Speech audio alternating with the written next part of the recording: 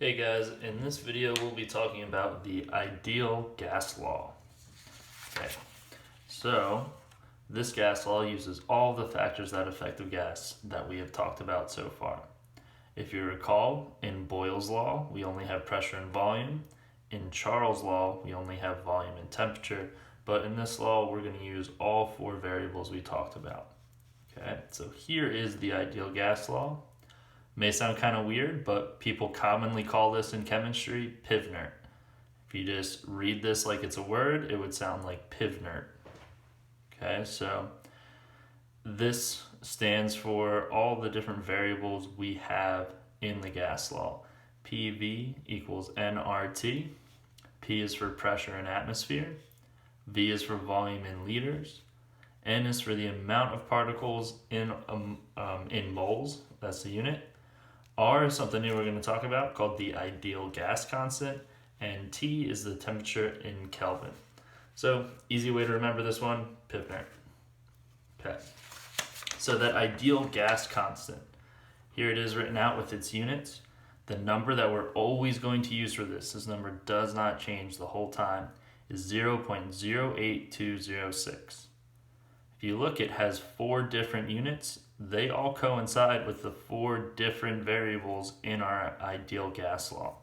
If we actually solve this to get R by itself, okay, you will see that R is equal to, these line up the same way that they do in the units for the gas constant. So pressure and volume are both up top, and amount and temperature are in the bottom here. Okay, so this is a great way to check when you're done your work to make sure that you have the correct answer. When you use this the right way, all your units should cancel out except for the variable that you're looking for. If those match up, you know you're right. So let's do some examples. Okay, in this example, a balloon at STP holds 6.5 moles of N2. What is the volume of the balloon? Okay, remember that STP stands for standard temperature and pressure, and we know those to always be the same.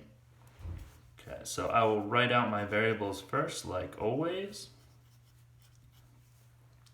and fill in what we know. Standard pressure is always 1 atmosphere. We don't know what the volume is, but we know it's going to be liters. The amount we know is 6.5 moles.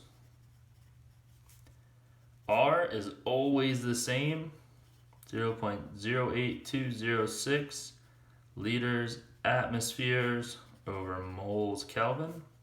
And our standard temperature is going to be 273 Kelvin. Alright, so I have all my variables. Now I just need to plug them into the equation.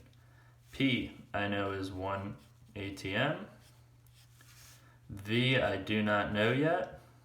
N is 6.5 moles. R is always the same, 0.08206 liters, atmospheres, moles, Kelvin. And we know that our temperature is 273 Kelvin. Okay, we want to get V by itself. So first I'm going to clean up this little bit by solving everything on the right side. So this I'm going to leave untouched for a second. And when I do all the math here, this gives me 145.615. Now let's check what our units are. Moles is going to cancel out. Kelvin is going to cancel out. So we're going to be left with just liters times atmospheres. Okay, so those are the only units I have here. All right. Now V is almost by itself. I'm going to divide by 1 atmosphere on both sides to get V completely alone. 1 atmospheres cancel out. If we look at the units here, it cancels out. And we know that anything divided by 1 is the same number, 145.615 liters. All right, so if you notice, the units help us make sure that we have the correct answer at the end. If we had more than 1 unit or a different unit left over, we did our math somewhere a little bit wrong and we wouldn't have gotten the correct number here. So volume is 145.615 liters in this problem. One more example here. In this one, a spacesuit holds 12 liters of air at a pressure of 0.8 atmospheres and a temperature of 283 Kelvin. How many moles of air are in the suit? So again, same thing. List out your variables. P, V, N, R, T. Pressure, right here, 0.8 atmospheres. Volume, 12 liters. I know it's volume because of the liters. And amount, that is what I'm looking for here. How many moles of air? So, don't know that one. That's okay. But I know it's going to be in moles. R, you always know. Always the same when we're using these units. And T. Okay, temperature, we do know 283 Kelvin. Okay, I got all my variables. I'm only missing one here. That's what I'm searching for. So let's plug everything in. It's going to be 0.8 atmospheres times 12 liters. That equals, I don't know what my moles are yet, but I do know that R is oops, missed a 0 there. That will mess up your answer for sure. So 0.08206. And yes, include the units. And then my temperature is 283 Kelvin. Okay. So if I simplify this a little bit, I get 0.96 liters times atmosphere on this side. And that equals N times 23.222. Let's take a look here.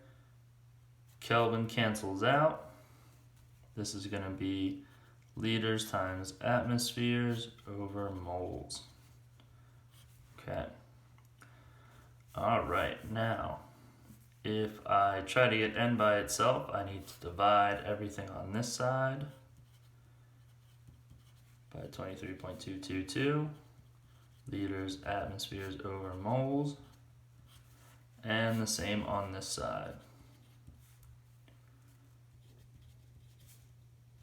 Liters, atmospheres over moles, and that's it. So this will entirely cancel out.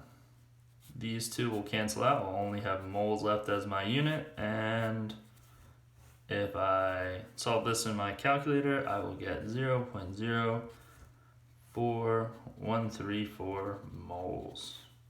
Okay, and that is my final answer for that one. All right, guys. So those are two examples and the ideal gas law. Any questions? Send me an email.